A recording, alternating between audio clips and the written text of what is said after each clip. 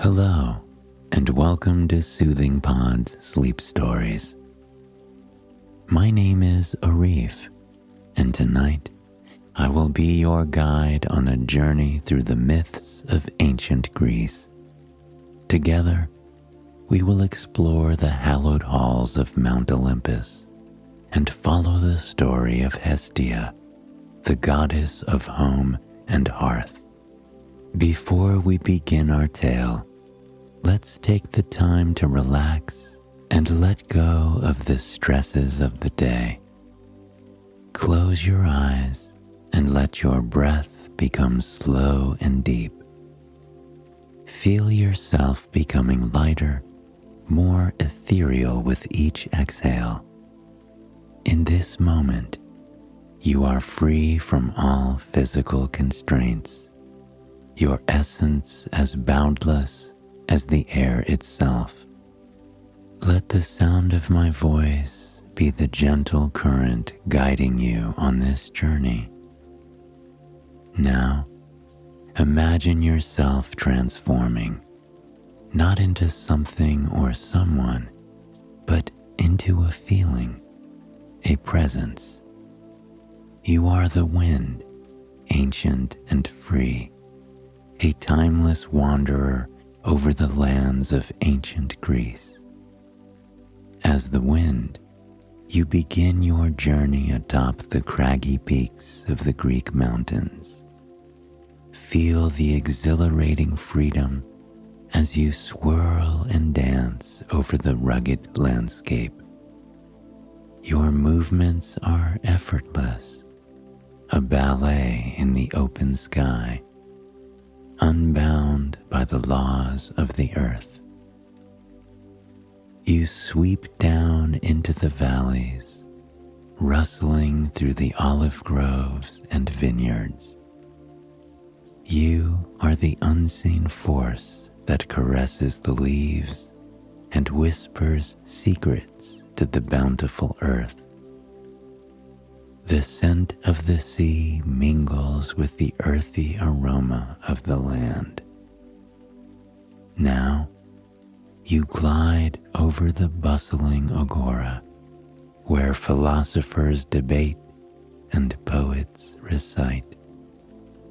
You are the gentle breeze that cools their fervent brows, the silent observer of history in the making.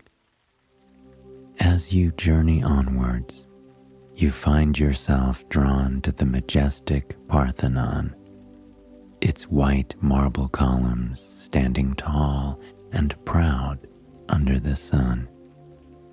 Here, you whirl around the statues of gods and goddesses, each a masterpiece of art and devotion.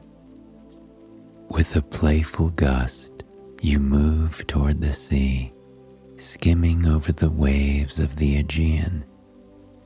You are the breath of Poseidon, stirring the waters, guiding sailors on their journeys.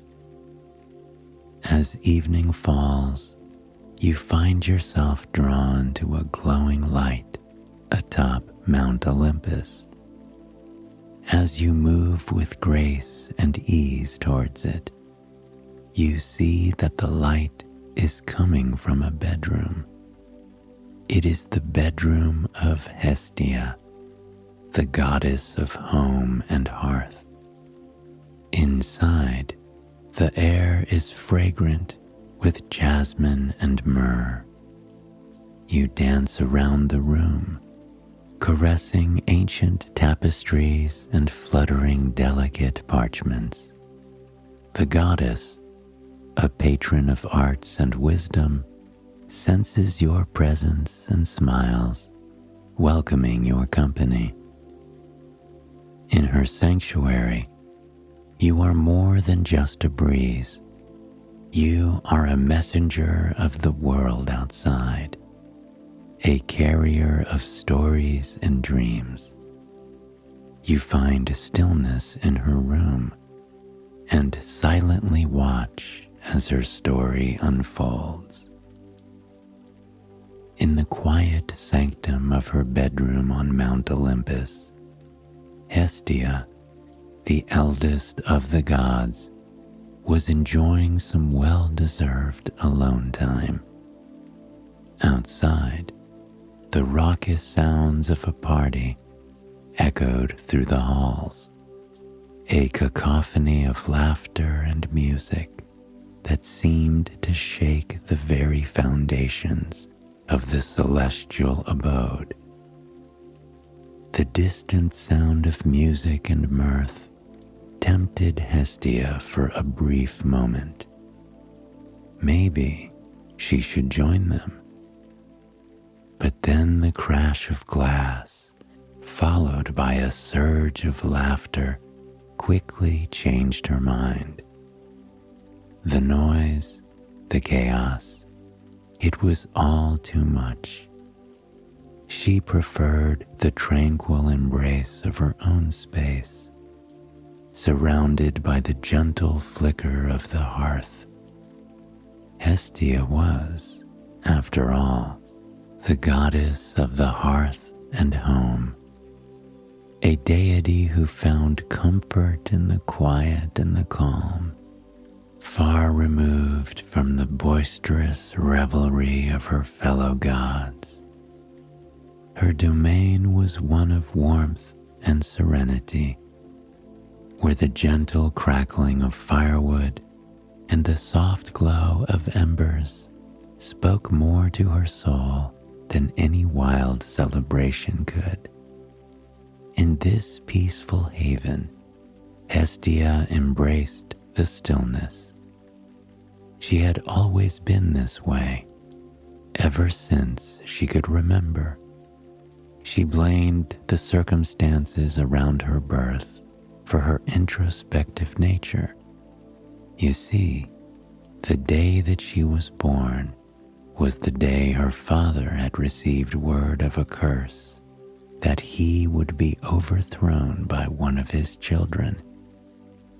No sooner than Hestia had been born, her father threw her up into the air, opened his mouth, and swallowed her whole. And when her siblings were born, Demeter, Hera, Hades, Poseidon, and lastly Zeus, he did the same with them. One by one he gobbled them up, fearing the prophecy's fulfillment. For many years, the 6 children lived inside their father's belly, until Zeus broke them free and they took their rightful place atop Mount Olympus.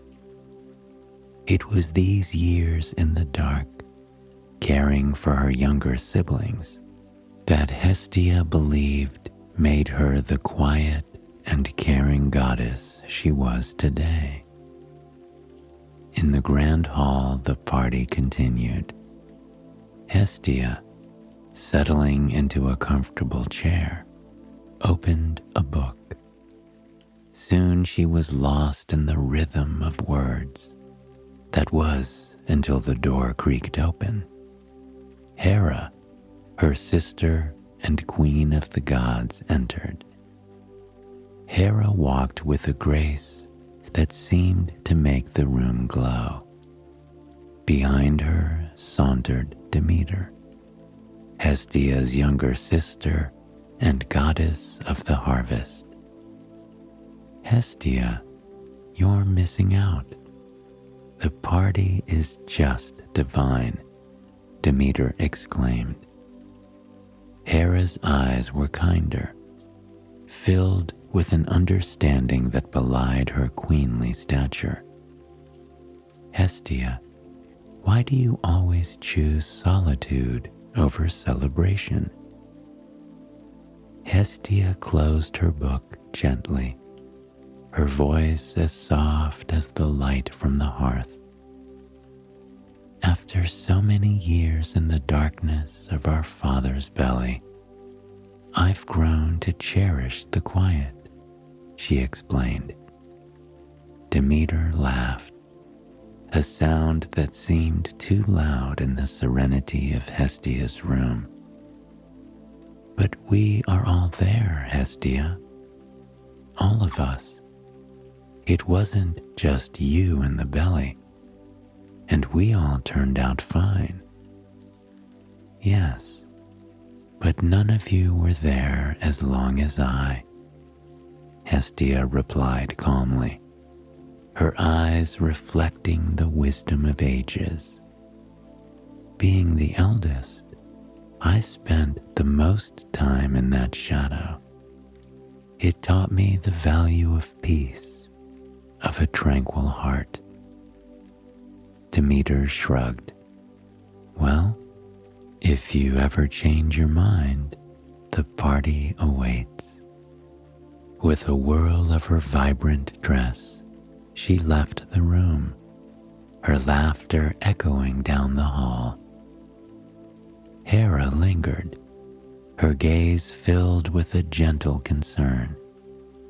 "Aren't you ever lonely, Hestia?" Hestia smiled, a soft, contented curve of her lips. "I am never alone. I have the warmth of the hearth, the company of my thoughts. Solitude is a friend, not a foe." Hera nodded, her expression a mix of admiration and worry. "You're stronger than most realize, sister." With a graceful nod, she departed, leaving Hestia in her cherished solitude. Alone again, Hestia gazed into the flames of her hearth. Her mind wandered to the coming dawn, to the announcement she had long contemplated. It was time, she realized, to make her stand, to share her truth. The fire crackled in agreement. Tomorrow, she would reveal her decision, one that would echo through the halls of Olympus and beyond. Hestia awoke as the first light of dawn broke over Mount Olympus, painting the sky in hues of gold and pink. The tranquility of the morning stood in stark contrast to the remnants of last night's festivities. She began her day, as she often did, by restoring order after the party. Stepping softly through the hallowed halls of Olympus, Hestia's gentle hands gathered the scattered remains of the night's revelry. Her path was lined with forgotten wine glasses and strewn garments, each a colorful testament to the carefree abandon of the gods. She moved with a quiet grace, her touch almost reverent as she righted each glass and folded every item of clothing left behind. As Hestia approached the great hall, the scale of the previous night's celebration became apparent. The grandeur of the hall, usually a beacon of celestial majesty, was now veiled in the aftermath of chaos.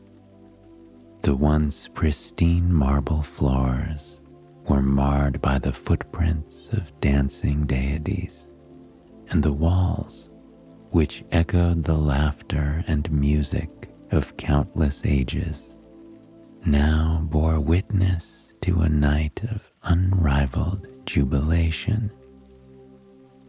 The great hall, with its high ceilings and towering columns, was strewn with remnants of the feast. Tables lay askew, some still laden with the leftovers of ambrosial feasts and nectarian drinks. Banners and streamers hung limply, their magic waning with the coming of dawn. In the center of the hall, the hearth, Hestia's sacred domain, stood untouched and serene, a stark contrast to the disarray surrounding it. Its steady flame burned quietly, offering a silent homage to its goddess. As Hestia tidied the great hall, her attention was drawn to a peculiar rhythmic sound. It sounded like snoring. Intrigued, she followed the noise. The snoring grew louder, punctuated occasionally by softer, more delicate yawns that seemed almost musical in comparison. Nearing one of the long tables, draped in a cloth as blue as the sea, Hestia noticed a curious scene. The tablecloth stirred gently, a telltale sign of life beneath. She reached out, gently lifted the edge, and peered underneath. There, in a tangle of limbs and loosely draped linens, lay Poseidon, god of the sea, and one of Hestia's brothers. Surrounding him were several nymphs, their forms curled in sleep, their expressions peaceful. The sight of her brother, tangled in sleep with the beautiful creatures, brought a knowing smile to Hestia's lips.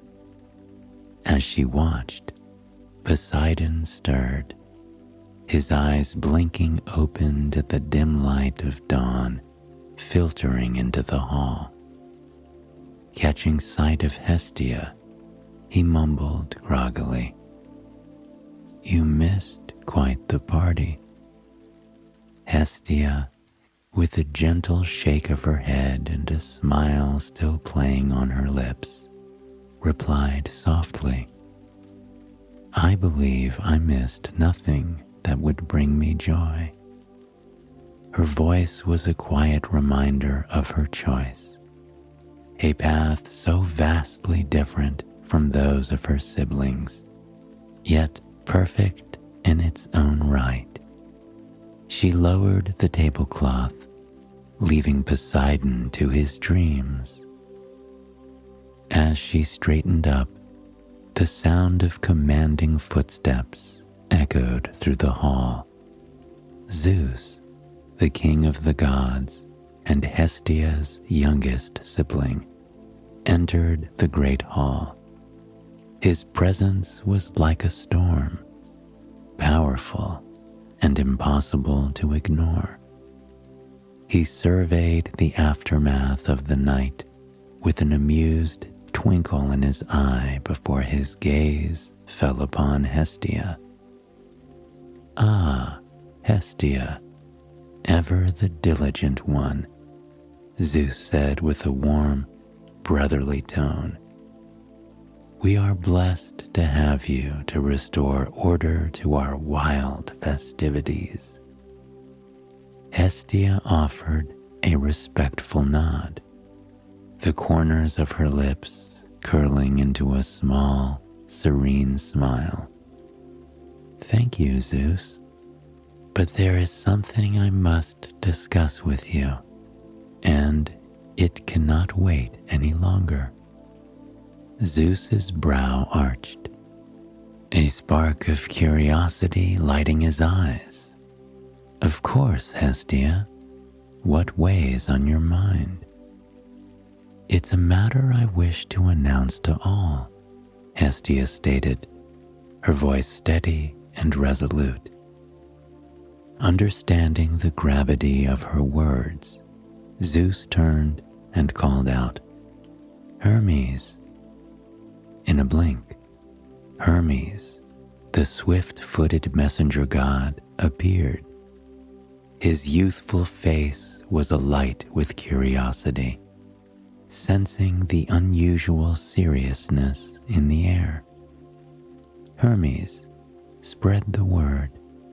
Hestia has an announcement to make, one that requires the attention of all on Olympus, Zeus commanded.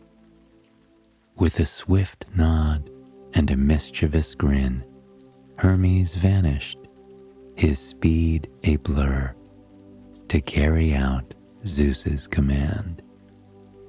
As Hermes darted away, the hall began to buzz with anticipation. It was rare for Hestia, the quiet and contemplative goddess, to call for such a gathering. Whispers and speculations swirled among the gods like leaves in a tempest. What could Hestia, the embodiment of hearth and home, have to declare that warranted such urgency? Hestia stood calmly amidst the growing excitement, her inner strength a stark contrast to the frenzy of conjecture. Her decision, nurtured in the depths of her soul, was ready to be revealed, marking the beginning of a new chapter in the tapestry of Olympus. Soon the great hall was filled.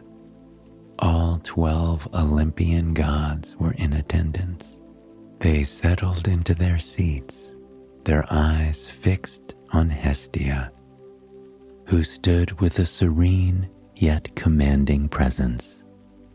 Hera, ever the epitome of grace and understanding, looked on with supportive eyes, while Demeter's expression betrayed a hint of skepticism, still unable to fully grasp her sister's need for an urgent meeting.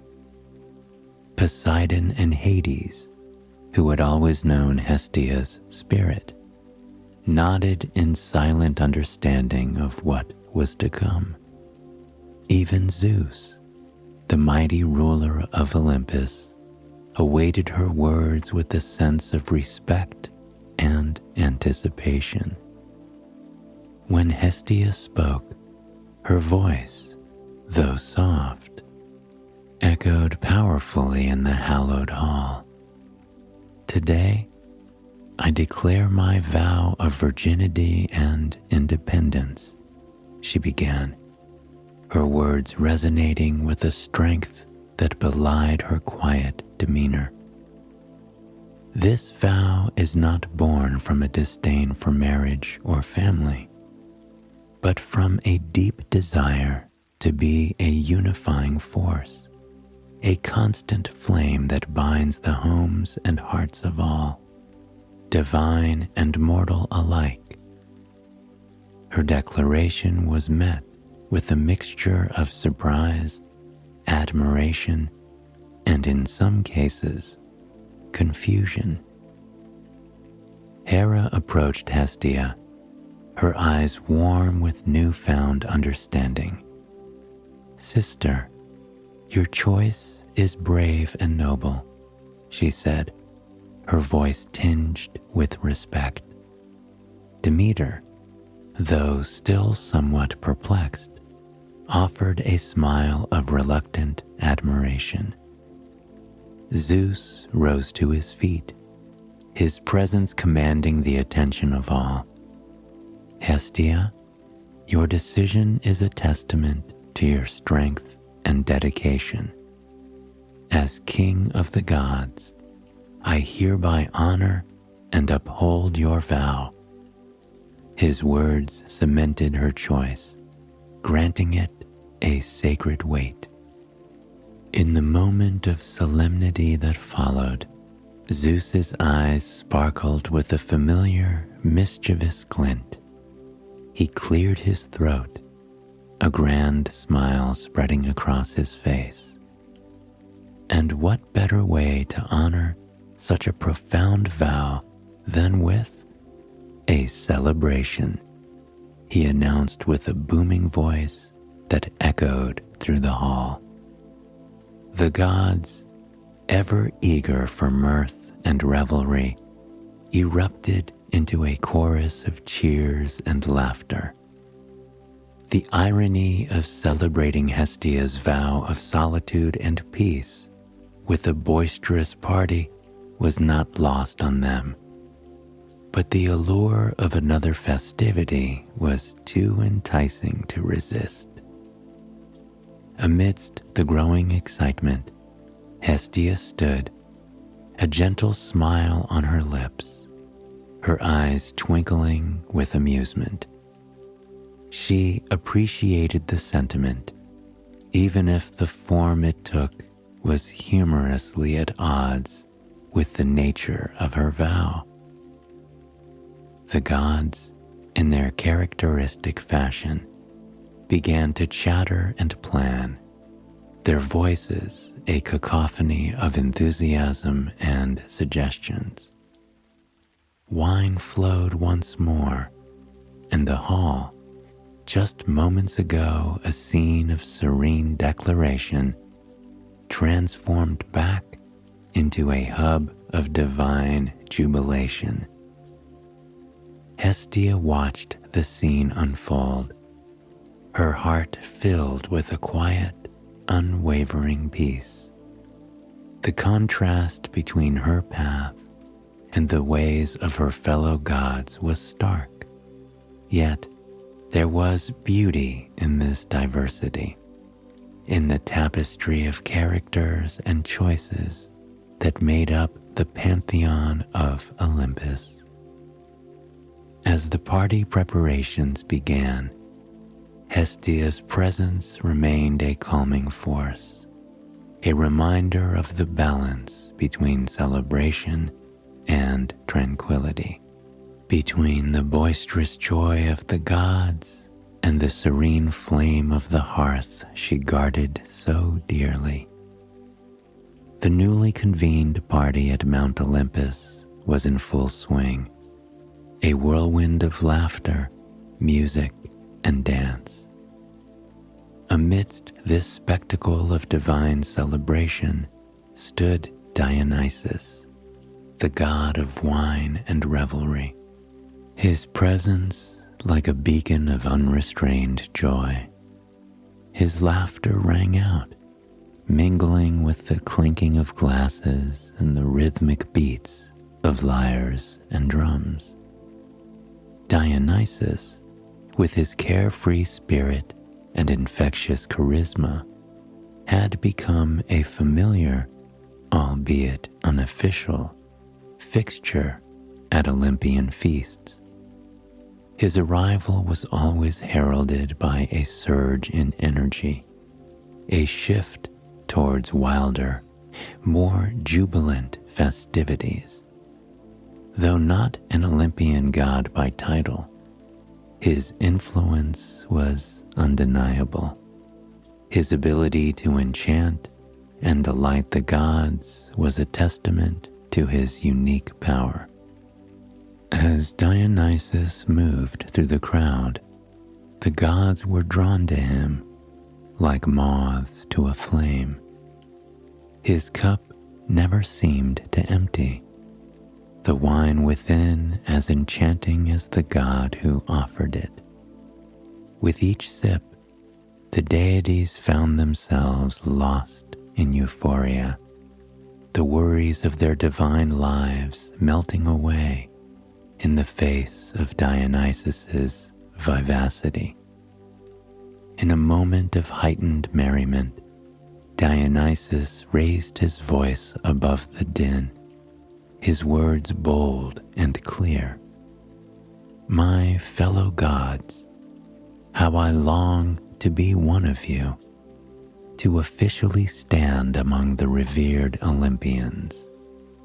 This declaration, bold and unexpected, rippled through the crowd, sparking a mixture of reactions. Some gods, caught up in the spirit of the party, cheered at the idea, their voices a chorus of encouragement. But others, like Hera and Zeus, exchanged glances that spoke of the complexities of such a proposal. The Council of Olympians is limited to 12, Zeus reminded the assembly, his voice echoing with the weight of tradition and order. Amidst the swirl of celebration, Hestia stood apart, her figure a silent, observing presence. Her eyes followed Dionysus with a thoughtful gaze. The sound of laughter, the sweet aroma of wine, the warmth of the dancing bodies around her, all of it felt distant, as if she were a spectator to a world she only partially belonged to. Hestia's thoughts wandered inward. She pondered her place among the gods, her role as the guardian of the hearth. While she held a position of respect and significance, her nature often left her on the fringes of these grandiose gatherings. Is my seat among the Olympian 12 essential to my purpose? She questioned silently, her heart seeking an answer in the quiet spaces of her soul.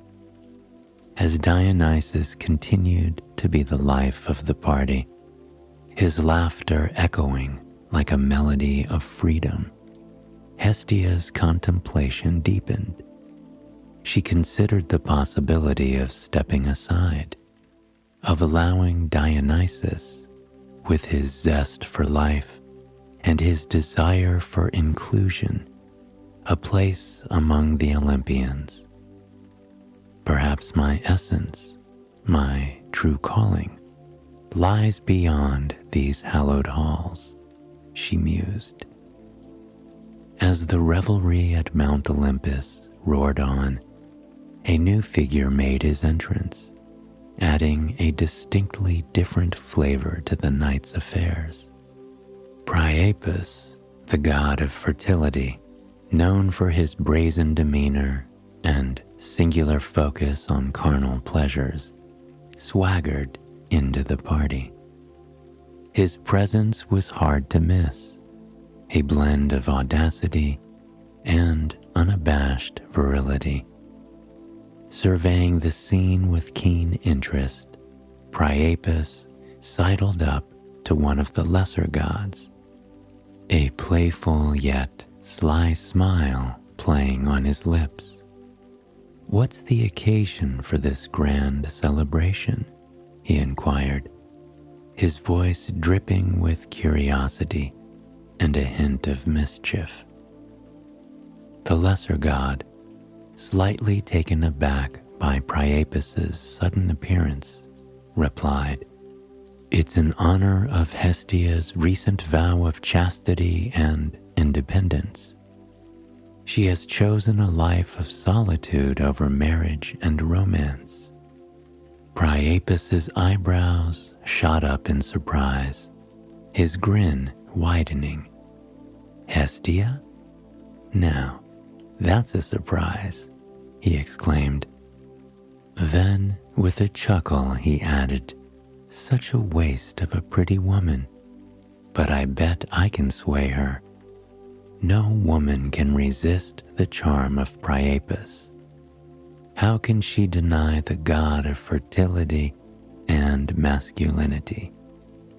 His words, though spoken in jest, carried his characteristic overconfidence, a belief in his irresistible allure that often bordered on comical. Priapus, with his single-minded view of the world, saw Hestia's vow not as a symbol of her strength and independence, but as a challenge to his own powers of seduction. Emboldened by his conviction and egged on by the laughter of those around him, Priapus set off through the crowd, determined to demonstrate his charm to Hestia. The gods watched with a mixture of amusement and disbelief as Priapus, ever the embodiment of masculine desire, made his way toward Hestia, fully intent on proving his point. Priapus, with his typical bravado, made his way across the hall toward Hestia. The goddess, her attention on the flickering flames of the hearth, seemed oblivious to the approaching god. Priapus, confident in his allure, leaned in with a roguish smile and began weaving his words, each laced with innuendo and suggestive jests. Dearest Hestia, surely a goddess of your beauty cannot truly desire a life of solitude. Allow me, the god of fertility, to show you the joys you're missing. Hestia, turning to face Priapus, regarded him with a calm, unimpressed gaze. Her composure remained unshaken, her response measured and firm. Priapus, your reputation precedes you, but it holds no sway here. My vow is my bond, and your words, no matter how craftily spun, will not alter my course. As this exchange unfolded, Dionysus, who had been observing from a distance, felt a surge of displeasure.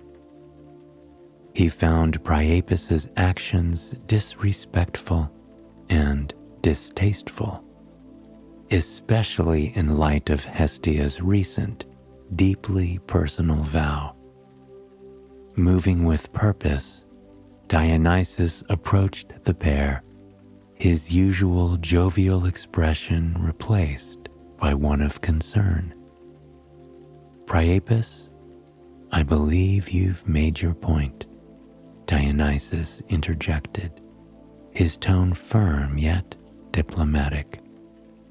Turning to Hestia, he asked with genuine concern, Is he bothering you, Hestia? Hestia, appreciative of Dionysus's intervention, but still very much in control of the situation, replied, Thank you, Dionysus, but I can handle Priapus. It seems he fails to understand that some choices are made out of strength, not weakness. Priapus, caught off guard by Dionysus's interruption and Hestia's unwavering stance, could only offer a sheepish grin in response.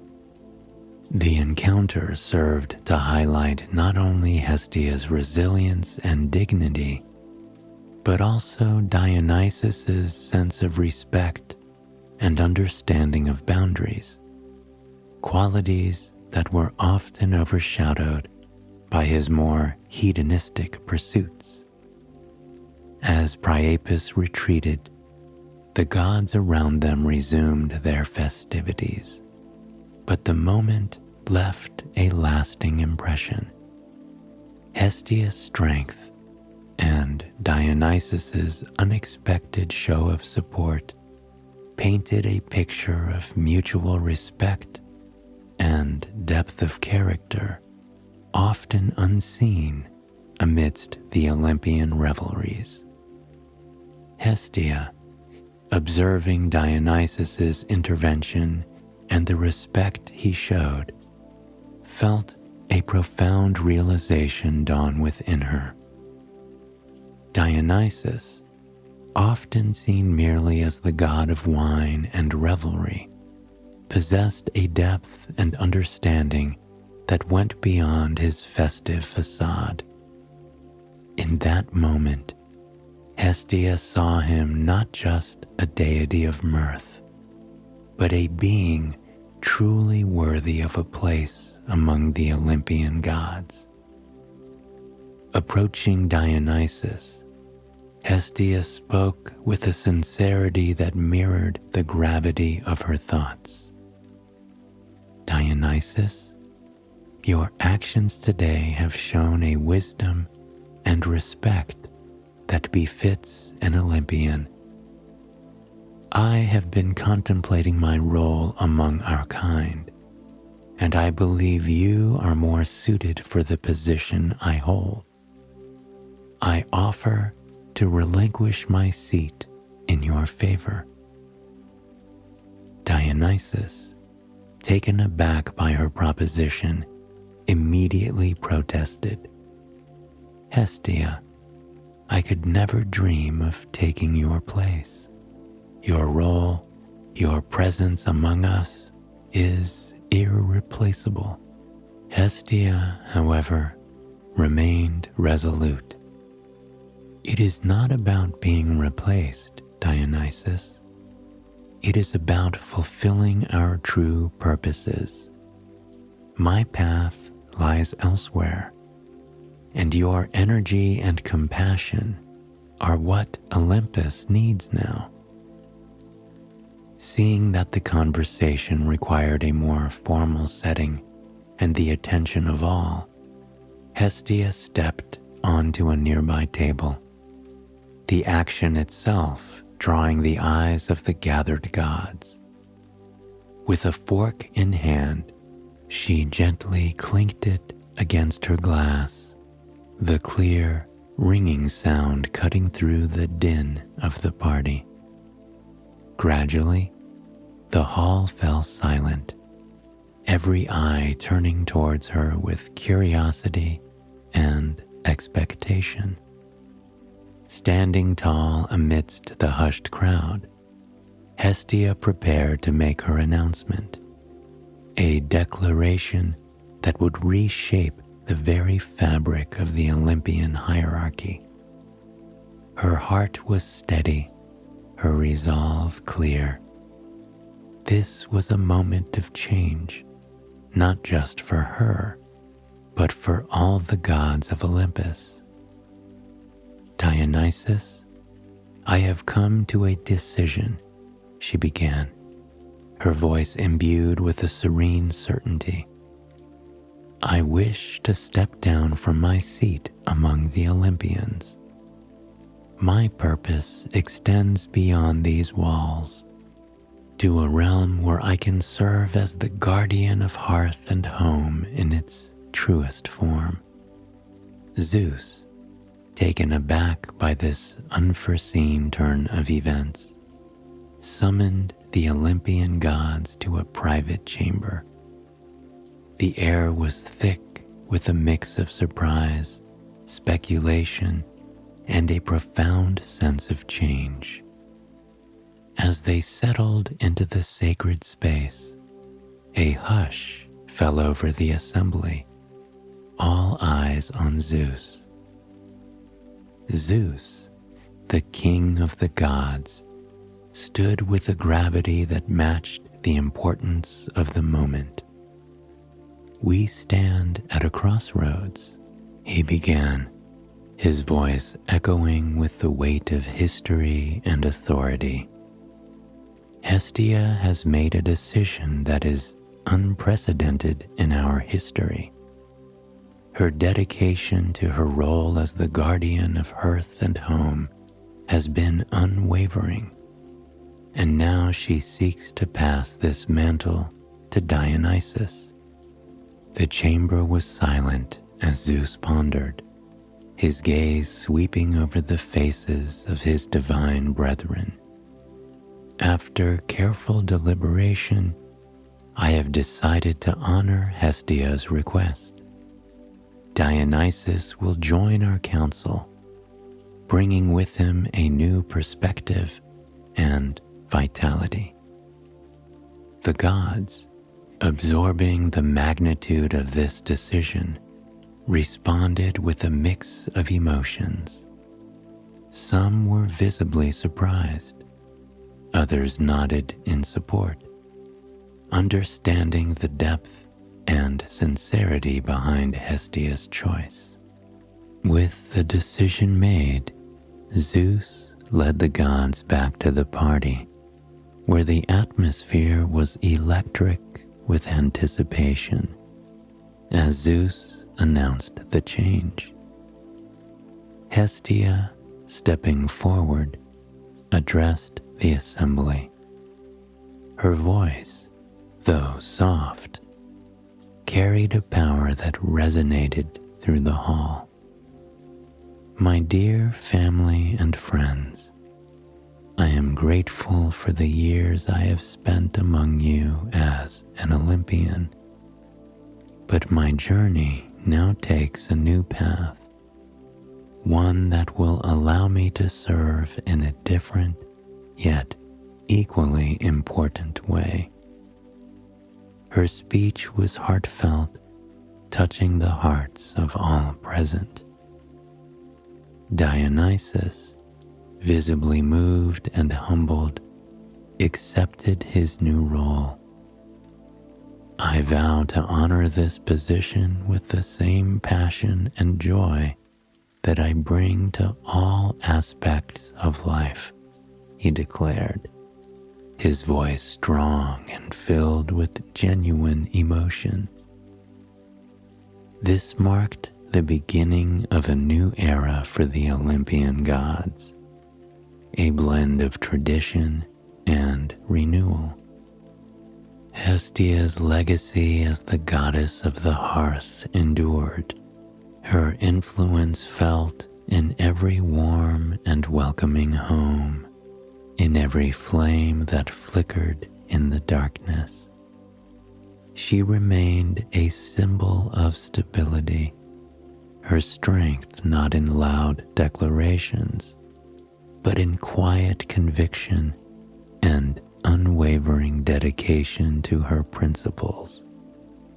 Hestia, whose choice to step down was not an end, but a new beginning, a testament to the enduring power of quiet strength and selfless dedication. I hope you have enjoyed the story of Hestia, and it has brought you a night of peaceful, restful sleep. Please join me again tomorrow night for another sleep story. Until then, sweet dreams.